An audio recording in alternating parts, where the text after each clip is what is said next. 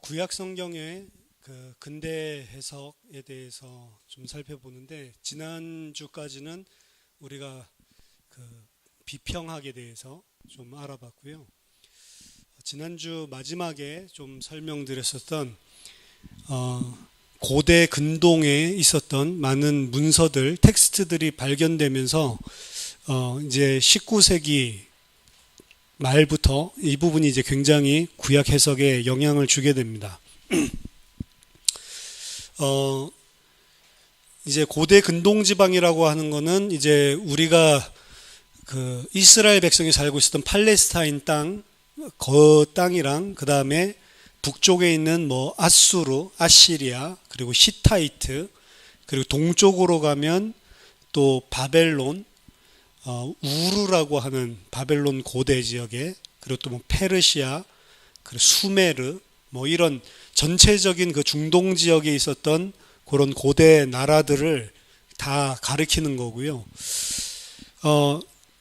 1848년도에서 1876년 사이에 이 고대 발굴학자들이 니느웨, 원래 아수르의 수도입니다. 현재 이라크고요. 이 니느웨에서 아슈르바니팔이라고 하는 고대 도서관을 작업하다가 수천 개의 이 점토로 된 이런 그 태블릿들을 발견하게 됩니다. 점토판들이 발견되면서 이 텍스트들이 엄청나게 성경 연구에 영향을 주게 됩니다. 이들 중에는 고대 시대에 있었던 창조에 대한 이야기라든지 홍수 이야기가 포함되어 있었고, 조지 스미스라고 하는 학자가 이걸 이제 전부 다 번역을 해서 책을 내면서 성경 연구에 막대한 영향을 끼치게 됩니다. 이 태블릿에 쓰여져 있는 그 텍스트는 거의 아카디아어입니다. 아카디아어는 영어식으로 표현하는 원래는 아카둠이죠. 아카둠을 영어 쓰는 사람들이 아카디안이라고 이렇게 표현을 했는데, 이 아카디아 언어라고 하는 거는 고대 근동지방에 굉장히 오래전부터 수많은 나라에 의해서 쓰여진 겁니다.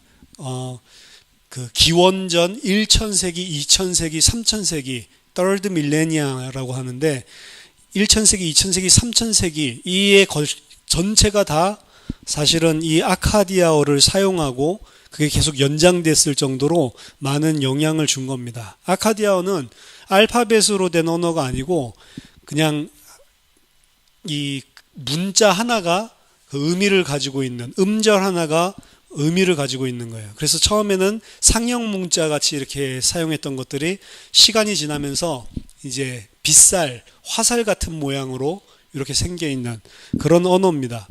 한 문자가 여러 뜻을 가지고 있을 수도 있고, 또 한 가지를 여러 가지 조합을 통해서 나타낼 수도 있기 때문에 사실은 상당히 복잡하고 좀 어렵다라고 볼 수가 있습니다. 구약에 나오는 아수르 그리고 바벨론의 언어가 이 아카디아 언어입니다. 그래서 이들 가운데는 이제 법적인 문서들 2만 개가 넘는 점토판인데, 총 법적인 문서들, 그리고 경제 문서들, 역사 문서들, 편지, 이런 여러 가지 다양한 장르의 이런 문서들이 발견됐는데, 그 중에 이제 가장 관심을 끈 거는 종교 문서들이었습니다. 그래서 종교적인 문서들이 발굴됐어요. 특히 그 종교적인 문서들 속에 구약 성경과 비슷한 내용들이 많이 등장한다는 게 이게 이제 문제고 관심 중에 하나였죠. 그것이 창조와 홍수에 대한 이야기입니다. 이런 이야기들이 발견되어서 이제 자유주의에서는 그런 것들을 가지고 굉장히 성경을 많이 공격을 하고 연구를 많이 했지만, 실제로 아직 복음주의 신학에서는 이 부분들에 대해서 완전히 정면으로 받아들이고 그걸 어떻게 우리가 이해를 해야 되는가, 이런 부분들이 아직 잘 안 되고 있는 상태예요. 하기를 싫어하죠. 그런 것들을 하는 거를. 그래서 보통 구약 성경과 그 고대 근동에 있었던 이런 발견된 것들이랑 뭐 중요하게 겹치는 이런 문서들을 보면, 아트라시스 서사시라고 하는 것은 창세기 1장에서 9장, 창조랑 그리고 홍수 이런 것들이 다 들어가 있고, 에뉴마 엘리시는 이 아트라시스는 언제 거냐면은 2000 BC 기원전 2000세기 초반입니다. 그러니까 2000세기 초반이라고 하는 거는 BC 1000년에서 1500년, 1300년 그 사이. 에뉴마 엘리시도 2000세기 건데요. 이 바벨론 이 창조 이야기라고 불리는, 그래서 창세기 1장, 2장이랑 유사한 그 내용들이 나오는 겁니다. 그리고 길가메시 서사시라고 하는 것도 마찬가지로 2000세기, 여기도 마찬가지로 대홍수가 일어나서 창세기 6장에서 9장이랑 비슷한 것이고요. 그리고 누지 태블릿, 누지 점토판이라는 게 있는데, 이 누지에서 발견된 거는 우리 족장 시대에 있었던 그런 여러 가지 법적인 내용들이 비슷한 거예요. 그러니까 실제로 이스마엘을 내 아들 상속자로 만들겠다라고 이야기하는 장면이 나오죠. 아브라함이 이제 그런 법적인 내용, 실제로 상속자를, 양자를 삼았을 때 어떻게 되는지 이런 부분들, 그리고 장자권에 대한 것들, 이런 부분들이 우리 그 족장 시대에 나오는 것들이랑 딱 일치하는 겁니다. 그리고 함무라비 법전 잘 아시죠? 함무라비 법전은 BC 18세기, BC 1700년 뭐 요때 건데, 이 함무라비 법전에서 나오는 법들이랑 그리고 오경에 나오는 법들이랑 상당히 비슷한 것들이 많이 있습니다.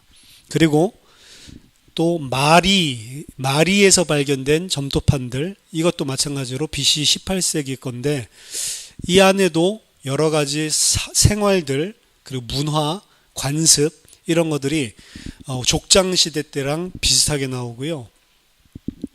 그리고 또 뭐 이름은 뭐 별로 알 필요 없지만, 욥에서 우리가 읽을 수 있는 그런 의로운 자의 그런 고통, 서퍼링, 고난, 이런 부분들이 비슷하게 나와 있는 이런 텍스트들도 있고, 그리고 이 구약 성경에서 나와 있는 스올이라든지 뭐 이런 이야기들, 그리고 이제 굉장히 유사한 것 중에 하나는 그 사르곤 전설. 사르곤이라고 이제 사르곤은 이제 왕이 되기 전에 이제 위험으로부터 피해서 이제 도망가게 되는데, 그 도망갈 때 어떻게 도망가냐면 갈대 상자에다가 집어넣어서 강에다가 이렇게 뛰어보내요, 아이를. 그래 부모가 그 아이를 뛰어보내고, 그것이 이제 발견돼 가지고 자라면서 나중에 이 왕이 되죠. 그러니까 이런 이야기들, 이거는 모세 이야기랑 너무 똑같죠. 이것도 BC 1000세기 때 나왔었던 이런 이야기들입니다. 그래서 각각 이런 문서들이 대거 이제 발견이 되면서 성경이랑 너무 비슷한 것들이 많은 거죠. 그러면서 이제 관심을 끌게 되는 겁니다.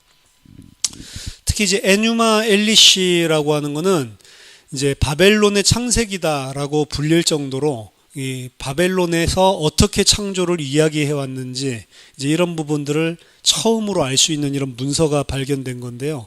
조지 스미스가 1876년도에 이 에뉴마 엘리시를 번역해서 발표를 합니다. 에뉴마 엘리시라고 하는 의미는 when on high, 그래서 높은 곳에서 뭐뭐 할 때, 처음에 있었던 두 단어를 따서, 우리 그 히브리어 성경도 마찬가지죠. 두 단어를 따서 베레셋 그러면은 그 태초에, 그렇죠? 브레싯, 그 처음에 있었던 두 단어를 따서 명칭을 붙이듯이 성경이랑 비슷하게 이것도 처음에 있는 두 단어를 따가지고 when on high 계속 이어지면은 태초에 저 높은 곳에서, 신들의 영역에서 있었던 이야기들을 설명하는 그런 책입니다.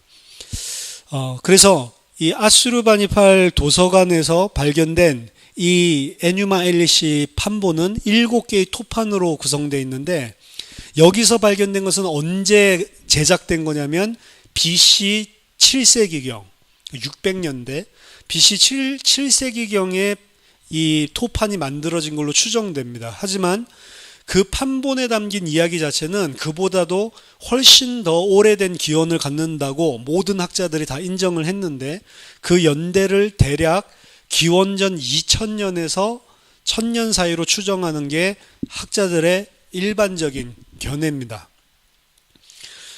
좀 더 구체적으로 말하면 이 이야기의 생성 연대는 최소입니다. 기원전 1700년대란 말이에요.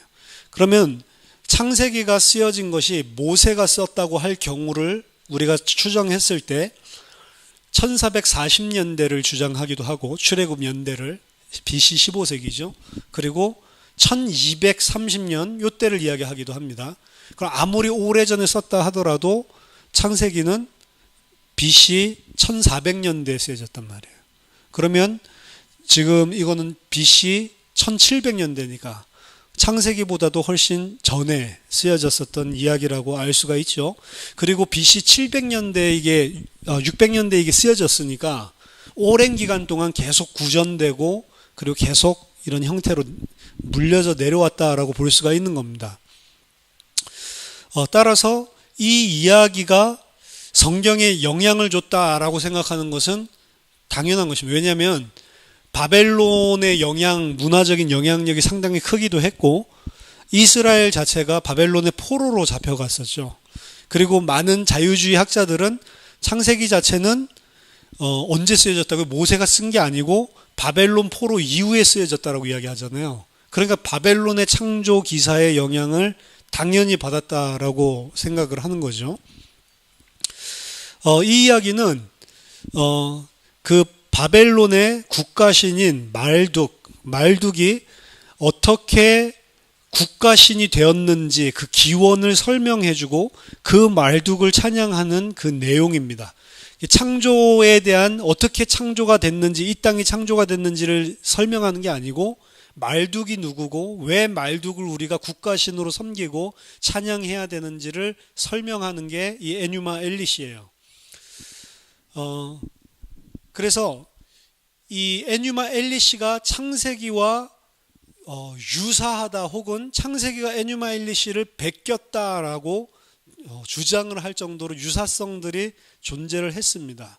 일단 우리들이 좀 대충 살펴보면 창조한 순서가 에뉴마 엘리시에서 등장하는 굉장히 비슷해요. 궁창을 창조하고, 그리고 마른 땅이 나오고, 그리고 광명체가 나오고, 그리고 인간의 창조가 나옵니다. 이 순서가 우리 지금 창세기 1장에서 나오는 순서랑 틀린 게 하나도 없죠. 그 정확한 순서가 그 안에 나오고 있고, 그 다음에 인간 만들고 난 다음에 안식. 그게 똑같잖아요. 그렇죠? 그리고 창조 전의 상태를 흑암으로 표현을 하고 있어요. 그 흑암, 그리고 그 흑암과 동시에 창조 전에 이 물에 의한 혼돈. 이게 이제 창세기 1장 2절에 물에 의해서 우리는 그 혼돈과 공허가 있었잖아요. 그런데 이 물에 의한 혼돈, 이런 부분들이 비슷하고, 또 물의 분할과 구획, 물을 나누는 게 이루어집니다. 이 우리 성경에도 이 궁창이 있어서 위의 물과 아래 물로 물을 구획을 나누잖아요. 이런 물을 나누는 것, 이런 것들이 똑같이 등장을 합니다. 그리고 태양, 달, 별들을 창조하는데 태양, 달, 별들 창조하기 이전에 먼저 빛이 따로 있어요. 그러니까 이거는 뭐 진짜로 비슷한 겁니다. 그러니까 이런 부분들을 보면서 영향을 안 받았다 말할 수가 없는 거죠. 그리고 7이라고 하는 숫자가 이 이야기에서 굉장히 중요한 숫자예요. 그것도 비슷하고. 그러니까 창세기에 나와 있는 부분이랑 그리고 에뉴마 엘리시에 나와 있는 부분이랑 상당히 유사한 거죠. 처음에 이걸 갖다가 성경이 가장 오래된 고대 근동 문서인데 그전에는 문서가 없었단 말이에요. 다른 문서들은 발견된 적이 없어요. 그러고 있다가 갑자기 19세기 말에 문서가 발견됐는데 거기서 창조 이야기를 했는데 창세기보다 더 오래된 이야기가 창세기랑 거의 비슷한 이야기들을 하고 있단 말이에요. 그러니까 이거 완전히 충격인 거죠. 그러니까 이제 자유주의 학자들은 완전히 호재를 불렀죠. 거 봐라, 무슨 모세에게 계시해가지고 이 성경이 나왔냐. 이 성경은 모세가 계시받은 게 아니고 바벨론 창조 설화의 영향을 받아가지고 이 미개에 있었던 이스라엘이 자기네 나름대로 다시 정리한 거 아니냐, 이런 식으로 공격할 수밖에 없는 것입니다. 이렇게 들으면 굉장히 이제 불신앙들이 막 떠오르죠. 하지만 분명히 여기서 짚고 넘어가야 할 것은 창세기가 단지 에뉴마 일리시의 모방작이 아니라는 사실입니다. 그 자유주의자들은 창세기가 마치 아카드어로 기록되어 있는 이런 에뉴마 엘리시 사본을 앞에 놓고 그 이야기를 시브리어로 쓰면서 자기네들의 민족에게 맞게 그렇게 약간 이 변이를 시킨 이런 모방했다라고 주장을 하는데 사실은 아니라는 거죠. 더욱이 위에서 말씀드렸었던 이 비슷한 내용들 있잖아요. 이런 것들조차도 바벨론의 창조 이야기와 구약의 창조 이야기가 유사성을 가지고 있다는 점을 보여주기도 하지만 그 항목에도 사실은 각각의 차이점이 다 있단 말이에요. 그러니까 처음에는 너무 비슷하다라고 하는 것들을 보고 이 유사성만 관심을 기울인 나머지 차이점에 대한 것들을 전혀 균형 있게 보지를 못했어요. 항상 학문은 이것만 주장한 게 아니라 반대쪽을 다 보고 균형 있게 봐야 되는데 여기서는 계속 유사성만 본 거죠. 왜요? 성경을 인간책으로 만들기 위해서. 그래서 에뉴마 일리시에서는 분명히 창세기와 비슷한 부분도 나오지만 현저한 차이점 이런 부분들도 등장하는데 그 부분에 대한 것들은 나중에 가서야 비로소 평가하게 됩니다. 그래서 창세기가 에뉴마 엘리시의 종속적인 궤도선상에 있었다. 종속적으로 에뉴마 엘리시 보고 뺏기고 영향받아서 에뉴마 엘리시의 모작이다, 이 모방작이다라고 하는 이런 주장은 얼마 지나지 않아서 학자들이 균형 있는 것들을 하면서 공통적으로 그런 거는 아니다라고 결론 지은 겁니다. 그런데 많은 종교 수업이나 혹은 그런 것들을 들이밀면서 그게 마치 종속된 것처럼 가르치는데 그것만 듣는단 말이에요, 학생들이. 그러니까 그게 아니란 말입니다. 그 반대적인 성경에서 말하고 있는 창세기에 전혀 다른 특수성들이 있는데 그것들을 무시하고 한쪽만 이야기하면서 이 사람의 책으로 만들려고 하는 거죠. 사실 처음 초판들이 발견되었을 때 학자들 사이에서는 이 유사성을 과장해서 강조하려는 경향이 깊었습니다. 따라서 이 경향을 19세기에 있었던 바이블 앤 바벨, 바이블과 성경과 바벨탑, 바벨론에서 온 거니까요.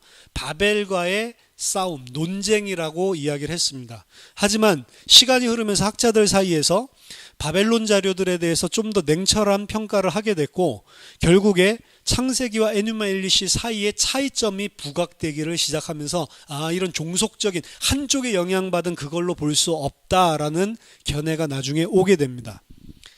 자, 가장 큰 차이점 중에 하나는 뭐냐면 바벨론의 창조 이야기는 이 세계가 창조되는 과정을 말두가 아까 전에 혼돈의 물의 신 자기의 고조 할머니입니다. 말둑의 고조 할머니예요. 고조 할머니인 여신 티아맛과의 우주적인 전쟁으로 묘사를 하고 있는 겁니다.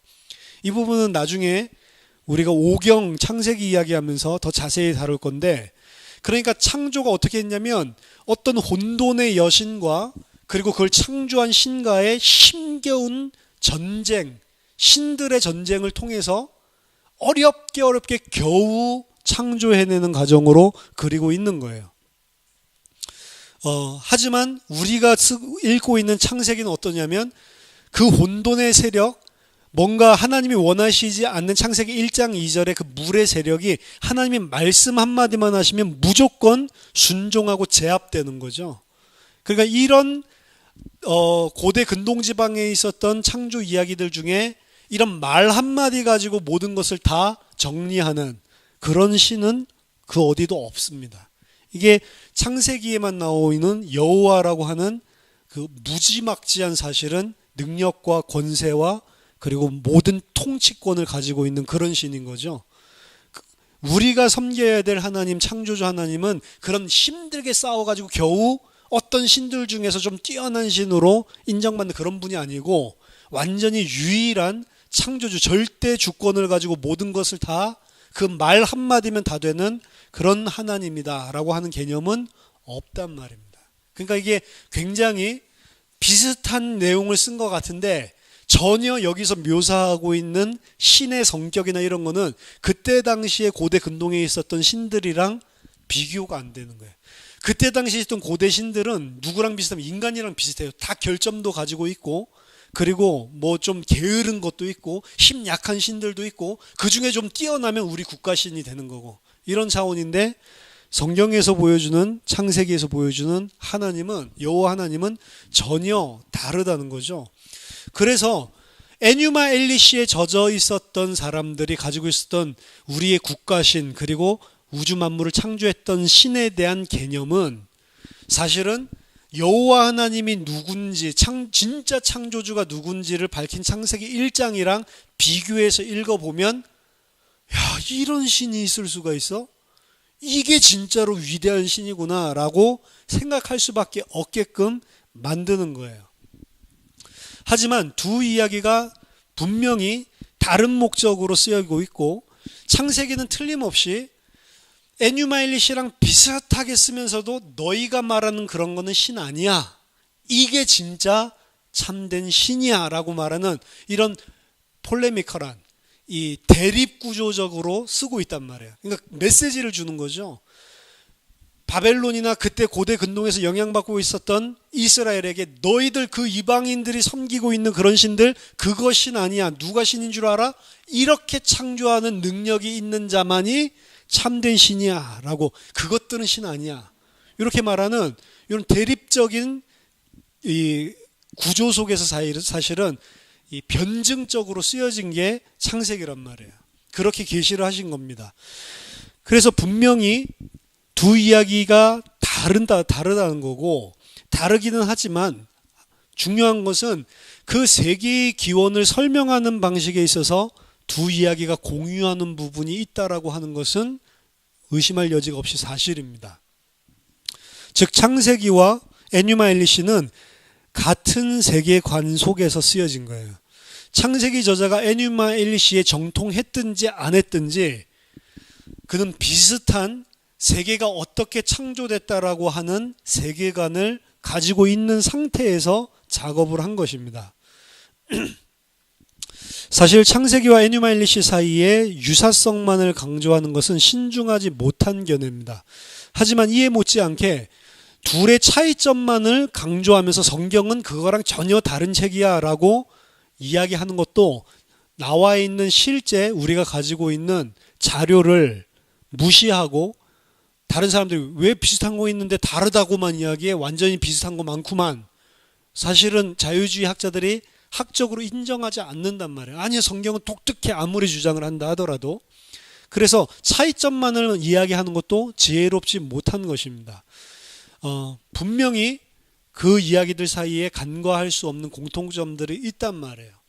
그래서 창세기의 천지창조 이야기는 고대 근동의 문맥 속에서 우리가 이해할 수 있는 부분이 있는 것입니다. 고대 근동 사람들에게 준 책이고, 고대 근동 사람들이 이해하는 그 이해와 알고 있었던 스토리를 가지고 하나님이 중요한 메시지를 담아서 줬단 말이죠. 그래서 고대 근동 문맥 안에서 창세기는 이해를 해야 돼요. 최근에 그 창조과학회라든지 이런 사람들이 주장하는 것은 창세기의 이 창조 이야기를 마치 근대 현대 과학을 가지고 풀 수 있는 것처럼, 현대 과학을 설명하고 있는 이야기인 것처럼 풀어나간단 말이에요. 그래서 창세기는 뭘 주장하는 거예요? 사실이다, 진리다를 주장하는 거예요. 그래서 6일 창조론, 문자적으로. 그리고 인류는 여기 있는 족보들을 다 합쳐보니까 6,000년, 그러니까 지구는 젊은 지구론, 6,000년밖에 안 됐다라고 주장을 하는 거예요. 여러분, 지구가 6,000년밖에 안 됐다라고 여기 있는 족보 다 세가지고, 여기 있는 족보가 철저한 족보가 아니라니까요. 근데 이 족보를 근거로 성경이 6,000년을 이야기하고 있다라고 틀린 거라니까요, 그게요. 그렇죠? 성경에서는 46억 년이 되든 몇 억 년이 되든 상관이 없는 겁니다. 지금 현대적인 역사적인 그리고 과학적인 관점으로 기술한 게 아니란 말이에요. 그 실제로 우리의 관점에서 기술했다면 궁창 같은 건 있으면 안 되는 거죠. 딱딱한 판이라니까요. 그건 어떻게 문자적으로 해석을 안 합니까? 대기권이 아니고 딱딱한 판이라니까, 궁창 자체가. 그러니까 성경을 현대인에게 준 책처럼 읽는단 말이에요. 현대 과학의 관점으로 하나님께서 풀어 썼다는. 왜? 이 사람들은 뭘 생각하냐면 현대 과학이랑 만약에 이 성경에 표현된 우주론이, 코스몰로지가 만약에 충돌한다면 이거는 진리가 아니라고 생각하는 거예요. 아닙니다. 우주론을 설명한 책이 아니고 하나님이 누군지, 그리고 그 하나님이 어떻게 무엇을 창조했고 하나님의 창조한 창조 질서가 무엇인지, 피조물은 창조주에게 어떻게 해야만 하는지를 설명하는 책이지, 세상을 어떻게 창조했다는 코스몰로지, 우주론, 우주 생성론 코스모거니, 우주론은 우주가 어떻게 돌아갔는지, 그리고 우주 생성론은 코스모거니 어떻게 발생했는지, 그거 설명하는 책이 아니라니까요. 근데 그러한 방식으로 만약 읽다가 성경에서 말하는 게 현대 과학이랑 부딪히는 부분이 있으면 이거는 문제가 있다라고 보는 겁니다. 그게 틀렸다는 거예요. 성경은 고대 근동 사람들에게 준 겁니다. 고대 근동 사람에게 현대 과학적인 언어로 하나님이 설명할 수는 없잖아요. 하나님은 유기적인 영감설, 그 하나님께서 계시하고자 하는 저자의 알고 있는 지식, 문화, 생활, 환경들, 이 모든 것을 다 활용해서 주셨지 기계적으로 준 게 아니란 말이에요. 그렇기 때문에 그 사람이 이해할 때 이해되는 말을 쓰게 했단 말이에요. 그 사람이 어떻게 현대 우주론을 지지할 수가 있냔 말이에요. 그러니까 성경 자체를 보면 지구가 모든 우주의 중심이고 별들이 지구를 중심으로 도는 것처럼 생각을 했단 말이에요. 천동설이 깔려 있단 말이에요, 배경에. 아니라고 주장하는 사람들이 있는데 천동설이 깔려 있습니다. 그러니까 이전에는 지동설을 주장하면 성경을 거부한다고 해서 잡아 죽였잖아요. 그걸 최근에 우리가 잘못했다라고 최근에 시인했잖아요. 옛날에 잡아 죽였던 것들을. 그러니까 과학책이 아니라고, 현대 과학책이 아니고 고대 근동 사람들에게, 고대 근동 사람들이 이해하고 있는 창조 이야기를 활용해서 그 말뚝이라는 그런 허접한 그런 것들은 신도 아니고 그런 놈이 창조한 게 아니야. 진짜 창조하신 분은 여호와 하나님인데, 하나님은 어떤 분이냐, 그렇게 싸우고 그런 분 아니야. 절대적인 주권과 능력을 가지고 계신 이런 분이 바로 너희를 지으신 하나님이야. 요거 이야기해주고 있는 거란 말이에요. 이거를 그 현대적인 그 과학의 카테고리 안에서 계속 보려고 하는 것은 잘못된 것입니다. 이 부분을 이해하지 못하기 때문에 오늘날에도 굉장히 지금 한국 안에 이 문제가 많아요. 이 아까 전에 말했던 젊은 지구론과 창조과학회, 요거 지금 한국에는 굉장히 대세거든요. 많은 대형 교회에서 창조 설명하기 위해서 창조과학회의 이런 내용들을 새신자 가족 7주반에 뭐 첫 번째 설명한다든지 끼워서 설명한단 말이에요. 6,000년 지구연대, 요걸 믿으라고. 너무너무 잘못된 것입니다. 너무 성경을 진짜 천박하게 해석을 하고 있는 거예요. 우리 관점에서. 고대 근동적인 관점에서 쓰여진 거라고요. 과학책이 아니고 지구를 어떻게 만들었고 그거 지구연대가 6,000년이다 이거 말하려고 써놓은 책이 아니란 말이에요. 문자적으로 6일 만에 창조했다 그럴 수도 있죠. 근데 6일 만에 창조했다만 미국 PCA에서 주장하는 게, PCA는 우리나라 치면 합동측 같은 미국의 장로교단 중에 보수적인 요 교단인데, 거기에서도 문자적으로 해석하는 거 전통적으로 인정했으니까 인정을 하지만 그것만 인정한 게 아니란 말이에요. 하루를 우리가 이해할 수 없는 긴 세월로도 이해해도, 그런 상징적으로 이해를 해도 그것도 정통적인 의견이라고 보고, 이거를 그냥 원래 6일 동안 창조한 게 아닌데 하나님이 무슨 창조의 목적을 가지고 어떻게 컨트롤해서 계획적으로 창조했는지를 보여주기 위해서 스트럭처로 1, 2, 3일이랑 거기에 대비되는 4, 5, 6일 이렇게 문학적인 장치로 그렇게 한 거다 이렇게 해석을 해도 그래 그것도 전통적으로 그렇게 볼 수 있어. 이렇게 허락을 해줬단 말이에요. 그러니까 문자적으로 읽는 게 좋은 해석은 아닙니다.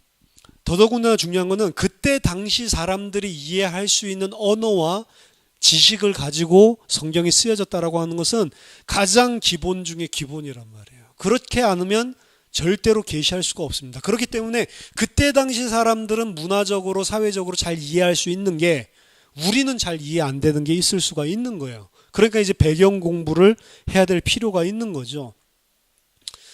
그래서 창세기의 저술 목적 자체가 하나님이 누구시고 우리가 어떤 하나님을 예배해야 되는지를 설명하고 있는 게 창세기란 말이에요. 그렇기 때문에 고대 근동세계 안에서 그 사람들에게 하나님을 계시하기 위해서 주어진 창조 이야기가 우리가 가지고 있는 성경 안에 있는 이야기다. 이렇게 이해하면 옳습니다. 그 다음에 아트라시스랑 길가메시 서사시라고 하는 거는 홍수 이야기들을 쓰고 있는데요. 제가 좀 읽어드릴게요. 아트라시스에 나와 있는 이야기입니다. 집을 버려두고 방주를 지어라. 물질을 버리고 생명을 구하라. 방주의 제도는 이러하니 설명을 하고 그는 정결한 동물들을 희생제물로 드렸고 또한 살찐 동물들도 잡고 다음에 동물들을 택하여 동물들을 방주에 실었다. 하늘에 나는 새들, 가축들과 가축의 신 누구 또한 자신의 가족들도 방주에 실었다. 역청을 발라 문을 봉했다. 이렇게 나와 있고요. 길가메시는 좀 더 자세하게 나와 있습니다.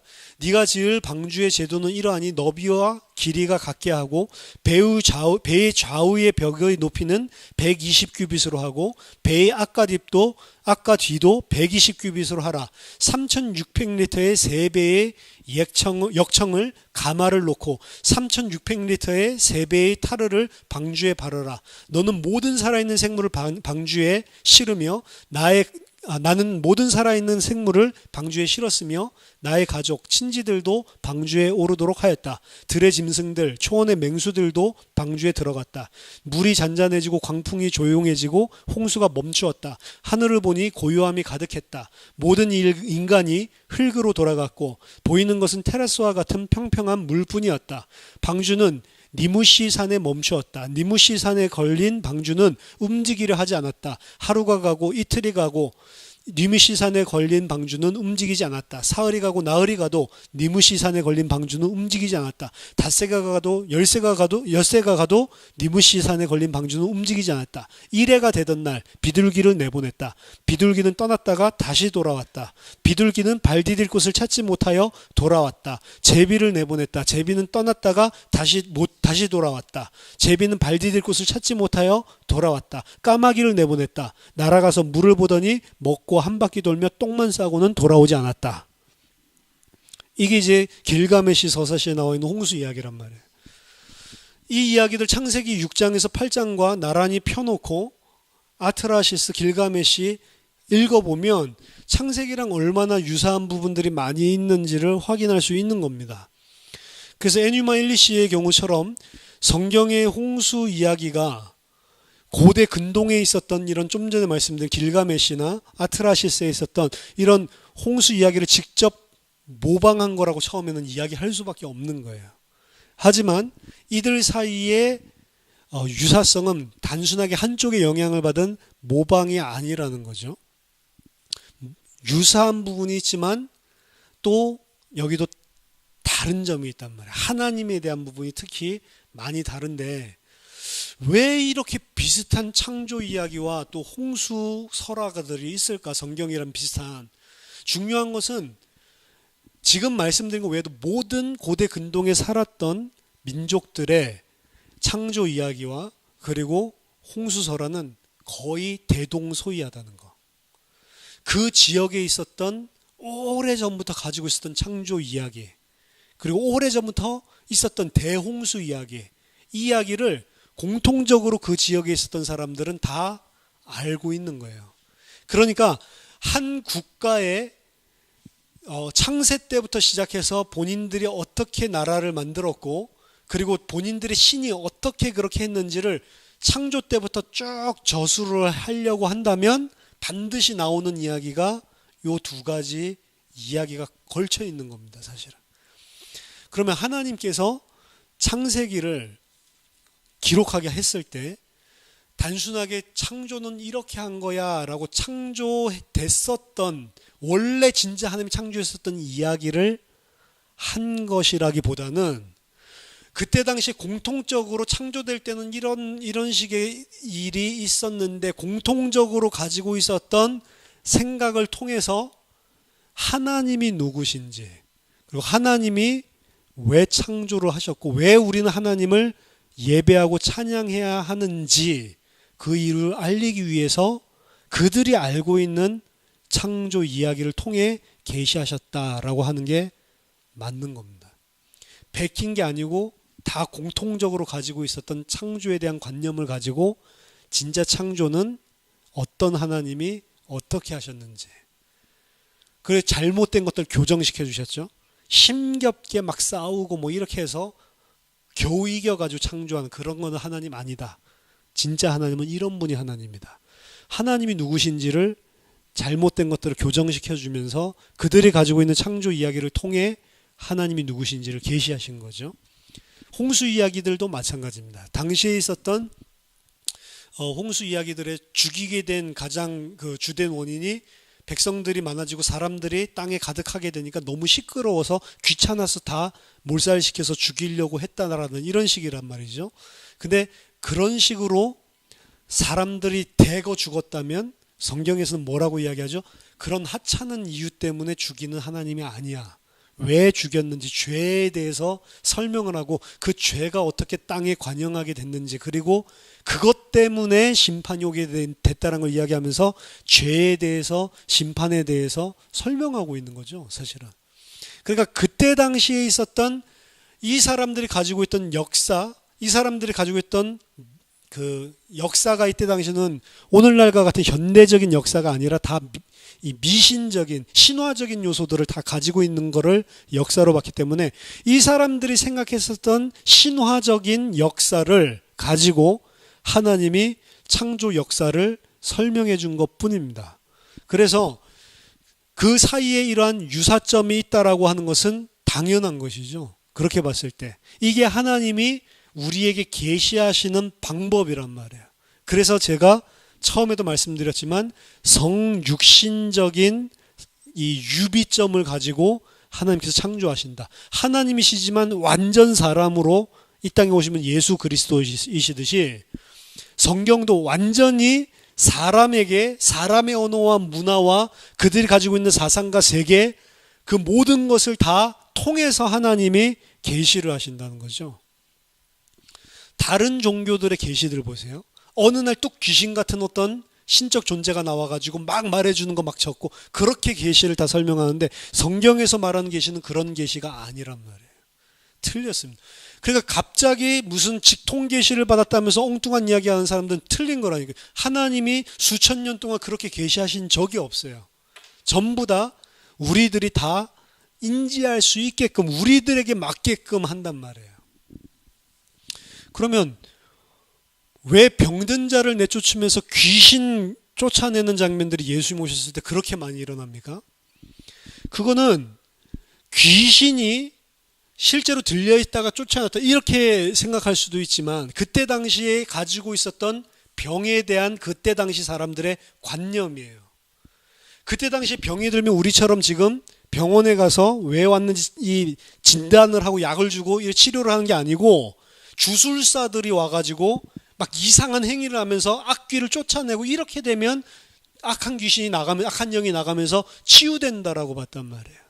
그 사람들이 가지고 있는 영역에서 하나님이 계시하신 것일 뿐이란 말이에요. 실제로 귀신 나갔겠죠. 하지만 그 귀신이 그 실체가 아니란 말입니다.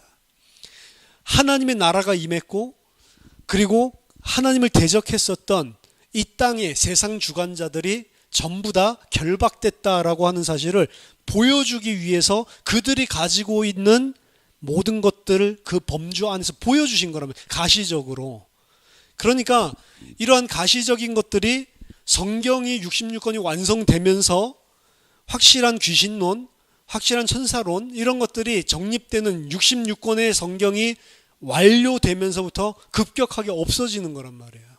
근데 이걸 가지고 계속 그 1세기 때 가졌던 사람들이 가졌었던 질병, 그리고 그 사람들이 가진 미신적인 요소들을 가지고 우리는 계속 우리나라의 토속신앙이랑 합쳐가지고 성경을 갖다가 보고 있는 거죠. 틀렸다는 겁니다. 그래서 하나님께서는 성경 저자들이 하나님에 의해 영감되었기 때문에, 바로 정확하게 그 이유 때문에 그들이 살고 있었고 그들이 이해할 수 있었던 그때 당시의 스트럭처, 구조를 가지고 하나님이 계시하셨다. 그들이 이해할 수 있는 방향으로 하나님 계시하셨다라고 하는 것은 너무나 당연한 것이라는 겁니다. 저희 그 웨스트민스터 교수님의 아들 14살짜리 아이가 이렇게 이야기를 했어요. 만약 하나님이 그때 당시 사람들이 이해할 수 없는 17세기 때부터 비로소 이해하기 시작한 과학적인 내용을 가지고 창조를 계시하셨다는 것은 믿을 수가 없는 일입니다. 이게 14살짜리 꼬마가 이 수업을 듣고 나서 한 소감이에요. 똑똑하죠? 걔도. 아이도 당연히 알아듣는 내용이에요. 우리가 아이들에게 설명할 때 엄마 어떻게 아기가 태어나? 어떻게 설명할 거야? 아이들에 맞게끔 설명해 줘야죠. 배란, 수정, 착상 이렇게 설명할 거예요? 아니잖아요. 그러니까 아이들에게 맞게끔 그 아이들에게 설명해 주듯이 그래야 이해를 하니까. 실제로 고대 근동 지방에 살고 있었던 사람들에게 그 사람들이 이해할 수 있는 방식으로 창조도 그리고 모든 역사도 계시를 하지, 그들과 전혀 생뚱맞게 아무 이해할 수도 없는 뭔가를 통해서 계시한다는 것은 믿을 수가 없는 거죠. 그래서 창세기 1장에 나와 있는 하나님은 하나님의 실제적이고 역사적이고 그리고 실제 시공간에 있었던 하나님의 창조를 그때 당시의 역사라고 생각했었던, 역사 기술이라고 생각했었던 신화적인 언어를 통해서 고대 근동 지방의 아직 전근대적인 과학적인 언어를 가지고 하나님께서 설명하셨다라고 보는 것이 맞는 것입니다. 그래서 어떤 면에서는 창세기는 신화다라고 볼 수가 있는 거예요. 신화적인 요소들이 많이 묻어 있는 겁니다. 왜 그래요? 그때 당시는 창조 이야기를 신화적인 언어로만 정리를 하고 신화적인 언어로만 가지고 있었던 시대였고, 그거를 신화다라고 생각을 안 하고 그거를 역사 기술의 한 방법이다라고 당연하게 생각을 하고 있어요. 근데 지금 우리는 어떤 역사 관점에서 봐요? 현대 역사 기술 관점에서 본다고. 그러니까 신화다 이렇게 보는 거예요. 그러니까 자유주의자들이 저거 봐, 저건 신화지 역사가 아니야. 아니요, 역사입니다. 그 사람들은 역사를 그런 식으로 썼었어요. 그러니까 그때 당시의 사람들이란 것들을 잘 기억하고 보면 이런 부분들이 해석이 되는 겁니다. 이 현대적인 모든 스트럭처 박스들을 깨버리고 그때 고대 근동의 박스 속에 들어가서 보면 이게 이해가 된다라는 거죠. 자, 이런 텍스트들 말고도 많은 그 유물들이 발굴됐습니다.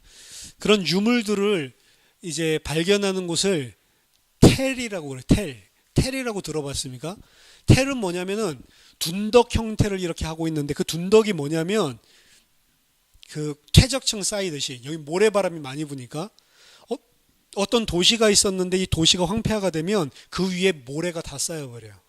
그러니까 모래가 다 쌓여버리면 아무것도 없죠. 아무것도 없는 상태에서 오랜 세월 후에 그 위에다가 또 도시를 지어요. 근데 그 도시가 또 무너져. 그럼 또 오랜 세월이 지나면 또 모래로 덮여서 또 평야가 되죠. 그 위에 또 뭐를 짓고, 이렇게 해서 텔이 하나 발견되면 이거를 갖다가 파내려가기 시작하면 각 시대별로 무슨 이 청동기 시대, 철기 시대 각 시대별로 있었던 유적지들이 그대로 드러나는, 이걸 보고 텔이라고 합니다. 굉장히 유용한 것이 퇴적층에 따라서 몇 년 BC 몇 년이다 이런 것들을 대략 추정을 할 수가 있는 거예요.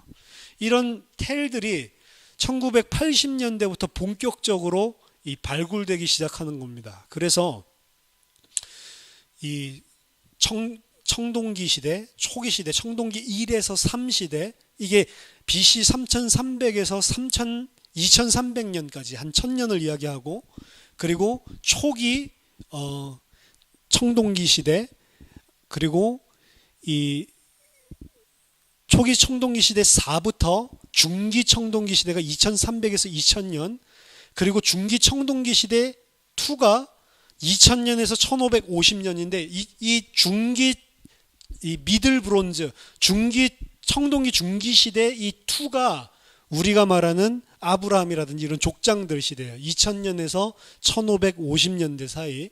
그리고 1550년에서 1200년까지를 이 후기 청동기 시대라고 하는데, 이때가 이집트가 점점 쇠약해지는 이런 시대입니다. 고대 이집트가. 그리고 1200년부터 586년까지 이스라엘 예루살렘 멸망할 때, 그때가 철기 시대예요. 사사 시대와 철기 시대, 왕 시대. 그러니까 1550년에서 1200년 사이가 이 이집트가 쇠약해지는 이런 기간인데, 이 기간 중에 어느 때에 이 출애굽이 일어났다라고 보는 겁니다. 보통은 1440년에서 혹은 1200년대 요때 일어났다라고 보는 거예요. 이런 역사적인 것들을 보면 아까 전에 말했었던 말이나 누지에서 여러 가지 실생활과 관련된 이런 문서들이나, 그리고 이들이 사용했던 유품들, 유물들이 발견이 됐는데, 중요한 거는 유물은 아무것도 말하고 있지 않습니다. 유물은 예를 들어서 항아리는 아무 말을 하고 있지 않잖아요. 근데 그 유물을 발견한 그 유물을 통해서 사람들은 뭘 하기로 원했냐면 성경이 허구다라는 것을 밝히기로 원했어요. 그래서 아브라함 시대 때에 낙타가 있을 수가 없는데 낙타가 있는 것처럼 이야기를 하거든요. 족장 시대 때는 낙타가 없어요. 근데 낙타가 있는 것처럼, 이스마엘 상인들, 이 사람들이 낙타 가지고 있는 것처럼 이야기를 하고, 그럼 이거 뭐예요? 전혀 연대기적으로 안 맞죠. 그리고 이미 족장 시대 때 아람 사람이라든지 블레셋 사람에 대한 이름이 나오는데, 그리고 또 갈대아라는 이름이 나오죠. 갈대아 우르. 갈대아는 BC 700년 요때란 말이에요. 그럼 전혀 맞지가 않죠. 이런 이 아나크로니즘, 연대기적으로 너무 말이 안 되는 일들이 있단 말이에요, 성경에. 그러니까 그런 것들을 가지고 이거는 허구다. 후세 사람들이 옛날에 있었던 이야기인 것처럼 비슷하게 지어낸 이야기지 역사가 아니다라고 이야기를 하는 겁니다. 그런데 아까 전에 말씀드렸던 말이나 누지에서 아브라함 때 창세기를 읽어보면 나오는 법적인 거나 문화적인 것들 가운데 그 시대 때 살았었지 않으면 몰랐었을 법한 이야기들이 그대로 묻어있다라는 것을 발견하게 된 거예요. 그러면서 이제 어떻게 생각이 바뀌냐면, 그러면 이게 진짜로 옛날에 있었던 이야기는 맞는가 보네. 근데 왜 현대적인 이야기가 들어가 있지? 그거는 업데이트한 거구나. 후세 사람들이 자기네들이 이해하기 쉽도록 그냥 낙타라고 썼구나. 이런 식으로 이제 이해를 하게 된 거죠. 그러니까 누가 어떻게 보느냐에 따라서 이게 달라지는 겁니다. 어떤 쪽은 성경은 역사적으로 허구야라는 것들을 증명하기 위해서 이 유물들을 발굴을 하고, 어떤 사람들은 아니야, 이거는 역사적으로 맞는 이야기야라는 것들을 증명하기 위해서 발굴한다. 그럼 그게 누가 발견했냐에 대해서 똑같은 유물인데 이게 역사성을 증거하기도 하고 역사성을 허물어 버리기도 한단 말이에요. 그래서 유물보다 더 중요한 고대 발굴은 텍스트라는 겁니다. 텍스트가 제일 중요한 거고. 그럼 텍스트 중에 가장 방대한 양을 가지고 있는 게 뭐냐? 우리가 가지고 있는 구약 성경에, 고대 근동지방에 있는 텍스트들 중에 가장 많은 두 번째 거가 우리 성경에 있는 거란 말이에요. 근데 이거를 무시하고 이건 역사 아니다라고 이야기할 이유가 없다는 거죠. 항아리가 발견됐다고 그 항아리가 무슨 역사에 대해서 무슨 이야기를 해주겠어요. 성경에서 이야기해 주는 게 훨씬 더 정확하죠. 따라서 성경 외에 이런 유물들을 통해서 발굴하기 시작하면서 회의론적인 것들도 많이 일어났습니다. 이집트에 이스라엘 사람들이 살았다는 이런 유물 발굴학적인 증거가 단 하나도 없어요. 근데 우리가 읽은 성경에서는 거의 200만 명, 300만 명이 나오는 이런 일들이 적혀 있잖아요. 200만 명, 300만 명이 과연 나온다는 게 가능할까? 이런 것들을 생각해 보면 그게 어떻게 단 하나도 안 남을 수가 있는가? 희한한 거죠. 근데 또 희한한 게 있습니다. BC 1750년에서 1500년 사이에 이집트의 고대 역사 가운데 원래는 이집트 사람들이 다스려야 되는데 힉소스라고 하는 어디서 왔는지 알지도 못하는 이런 외부 인종들이 와가지고 이집트를 통치한 기간이 있어요. 그리고 그 힉소스 기간 마지막이 아까 전에 말했던 그 1440년 그거랑 딱 맞닿아 있습니다. 그러니까 이 힉소스가 혹시 이스라엘을 말하는 게 아닐까? 뭐 이제 이런 생각들을 하게 되는 거죠. 하지만 여전히 이 출애굽했었다라고 하는 기록은 없어요. 근데 그 이유에 대해서 이집트가 자기 자신들의 역사, 치부가 되고 수치가 되는 역사를 말살했을 가능성이 있다라고도 보고 있습니다. 왜냐하면 그걸 굳이 남겨둘 필요가 없기 때문에. 반대로 가나안을 침공했었던 자료들은 분명하게 있어요. 근데 그 가나안을 침공했었던 자료들이 성경과 비교한다면 어떻게 침공돼야 된다고 보통 생각했냐면 무지막지하게 전폭적으로 침공해야 된다라고 생각을 해서 발굴된 거 보니까 그렇게 모든 데를 전방위적으로 침공해서 들어갔던 침공이 없기 때문에 처음에는 성경이 틀렸다라고 생각을 했어요. 근데 성경을 보니까 전방위적으로 가나안을 한꺼번에 정복한 게 아니죠. 그렇죠? 점진적으로 하나하나씩 정복을 했죠. 오랜 기간에 걸쳐서. 그러니까 성경 해석에 대한 문제였구나. 이렇게는 좀 생각을 하고 있습니다. 그래서 이 그 발견된 발굴들 중에는 이 분명하게 성경을 서포트하는 것도 있지만 서포트하지 않는 것들도 있어요. 그러면 이제 어떻게 하겠어요? 서포트하지 않는 쪽만 발굴을 해가지고 계속 부각시켜서 성경은 허구다 말하려는 이런 나쁜 놈들이 있겠죠. 그 중에 한 놈이 톰슨 뭐 이런 놈인데 이름이 성이랑 이러면 가대 톰슨 반대쪽에서는 또 지나치게 올브라이트 같은 학자들은 우리한테 유리한 것만 다 빼서 성경을 확실하게 증거한다고 한 거예요. 그것도 나쁜 놈입니다.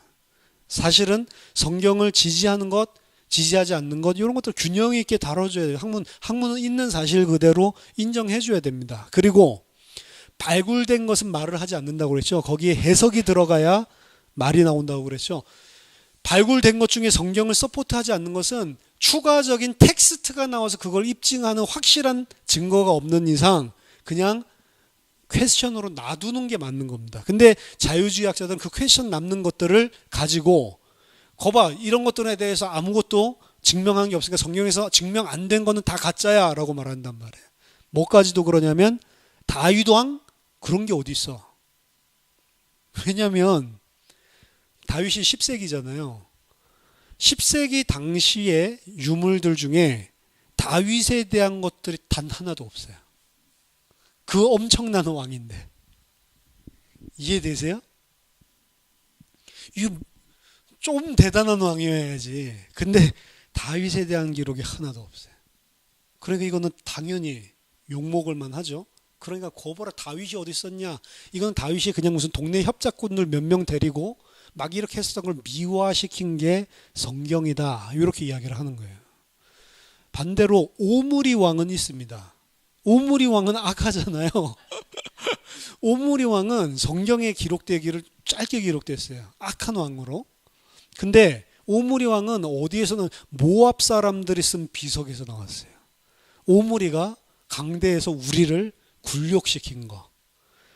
그것을 왜 그러냐? 우리가 섬기는 모압의 신에게 잘못했기 때문이다. 그래서 그 신이 우리를 진노하셨으므로 오므리에게 우리가 압제당하고 우리가 거의 없어질 뻔하였지만 그 오므리의 아들이 20아들의 날 절반 그 이후에 우리를 회복시키셨다. 그래서 오므리의 그 나라를 이 땅에 없게 하였다라고 했어요. 뻥이죠. 뭐 없어졌어요.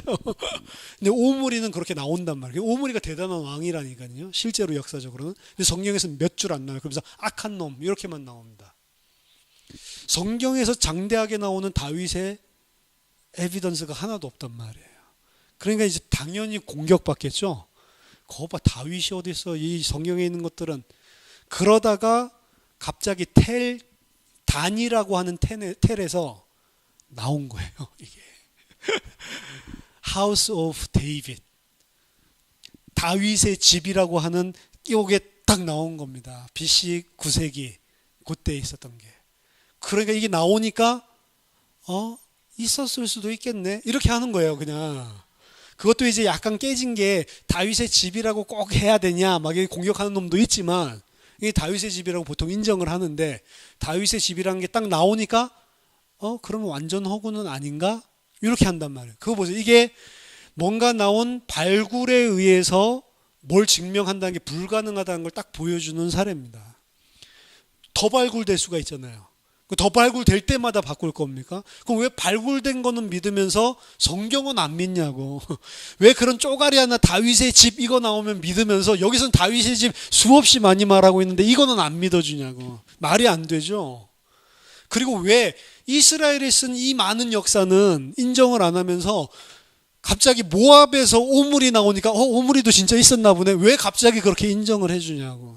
그러니까 이 발굴에 의한 거는 텍스트가 어쨌든 최고로 많은 이야기를 해주는 그런 증거고 텍스트는 가장 많은 게 이 성경이라고요. 그러니까 성경에 만약 반대되는 것들을 이야기하려고 하면 굉장히 신중하게 해야 되고 반대되는 확실한 증거가 있어야만 반대를 할 수 있는 거예요. 지금은 어디로 반대냐면 없잖아. 사일런스. 아무것도 없는 것을 가지고 반대했다고. 그거는 학자적인 태도가 아니라는 겁니다. 어쨌든 우리가 생각했던 것처럼 그렇게 성경을 100% 다 지지하고 있지는 않아요. 하지만 성경은 아까 전에 오므리 당시에 압제당하고 있던 모압이 자기네 왕이 세워지면서 다시 이제 신이 호의를 베풀어서 이스라엘을 이 땅에 멸절시켰다라고 과장법이죠. 그때 당시에 좀 자기 신을 찬양하고 자기 나라를 높이기 위해서 치적하기 위해서 그런 과장법을 쓴 것들이 있단 말이에요. 오늘날 역사랑 틀리단 말입니다. 그러니까 성경에도 그런 부분들이 당연히 있겠죠. 그런 부분들은 있을 수 있지만 과장된 부분 그리고 오늘날 역사 기록이랑 다른 부분들이 있겠지만 실제로 성경에 나와 있는 부분이 발굴해서 안 나왔다고 해서 성경을 무시하고 이게 틀렸다라고 말하는 것은 틀린 주장이라는 거. 그러니까 여러분들이 그런 주장을 하는 것들 이런 것들 페이스북에도 가끔 나오더라고요. 그런 거 나오면 무시하시란 말이에요. 그런 것들은 실제로 이거 성경을 바꿀 만한 강력한 증거가 못 된단 말이에요. 왜냐? 가장 방대한 문학적인 텍스트적인 자료가 구약 성경이기 때문에 그걸 전적으로 반박하고 이게 틀린 역사라는 것을 더 방대한 텍스트 자료가 나와서 주장하지 않는 한 이건 쉽게 무너지지 않는 거란 말입니다. 좌우지간 그동안 어떻게 해왔냐면 보수 진영에서는 아니야 모든 유물도 다 성경을 지지해 이렇게 해왔다고. 그것만 듣고 있다가 대학 가서 지지하지 않는 것들 이런 것들 예를 갖다가 딱 들어주면 내가 속았구나 이런 생각 든다니까요. 솔직하게 지지하지 않는 것들도 있다고 이야기를 해야 돼요. 그럼 왜 지지하지 않느냐? 우리가 성경 해석을 잘못하고 있을 수가 있단 말이에요. 아까 전에 가나안 침공처럼 가나안 침공을 잘못 이해했을 때는 전폭적인 그 침공의 그 유물들이 나와야 된다라고 생각을 했단 말이에요. 근데 오히려 성경학자들이 그러면 이게 가나안 침공이 아닌가라고 생각하면서 자세하게 성경을 보면서 생각한 게 성경에서도 전폭적인 그런 침공을 이야기하고 있지 않았었네. 이렇게 보는 겁니다. 우리가 잘못이지 무조건 뭐가 좀 반대되는 거 나왔다고 해서 성경이 지금 다 허구다 이런 식으로 보는 것도 틀렸다고요. 반대로 유물에 의존해가지고 성경이 진짜네 이거 주장하는 것도 틀렸다고요. 다 뭐냐면 텍스트에 의존하지 않고 유물에 더 가치를 두고 있는 거예요. 그러니까 뭐가 이런 성경을 뒷받침하는 뭐가 나왔다 그래서 너무 흥분하지 말라고요. 무슨 노아의 방주가 뭐 히말라야 무슨 어디서 발견됐다 그런 거 가지고 성경 사실이네 그러지 말라고요. 그게 다 우리가 현대 근대주의적인 이런 이성주의 합리주의에 쩔어가지고 그런 식으로 지금 생각하고 있는 거라고요. 그래서 우리가 발굴에 대해서 그리고 텍스트들에 대해서 사실은 좀 다뤄야 되는데 실제로 복음주의 영역에서는 잘 다루고 있지 않기 때문에 오히려 역효과적으로 잘못된 해석을 가지고 이야기하고 있는 거에 영향을 받아서 믿음을 버리고 흔들리는 경우들이 많이 생긴다는 거죠. 그래서 이런 부분들을 참고로 알아두시면 되겠습니다. 여기까지가 현대에 대한 거예요. 비평학과 고대 텍스트들 발굴되면서 그리고 이제 다음 주에 나눌 거는 포스트 모더니즘입니다. 포스트 모더니즘이 지금 실제로 우리가 살고 있는 시대에 대한 거예요. 그 부분을 같이 다음 주에 나누도록 하겠습니다. 한 2시간 정도만 앞으로 더하면 개론은 끝날 것 같습니다. 너무 지루해하지 마시고 기도하겠습니다. 하나님 감사합니다. 저희들이 우리의 이성과 합리와 또 여러 가지 발굴되어지는 새로운 증거에 일비하는 자가 아니고 하나님의 말씀을 진리로 하나님 분명하게 붙들고 흔들리지 않도록 바른 지식을 가질 수 있도록 이 시간을 축복해 주시옵소서. 예수 그리스도 이름으로 기도하옵나이다. 아멘.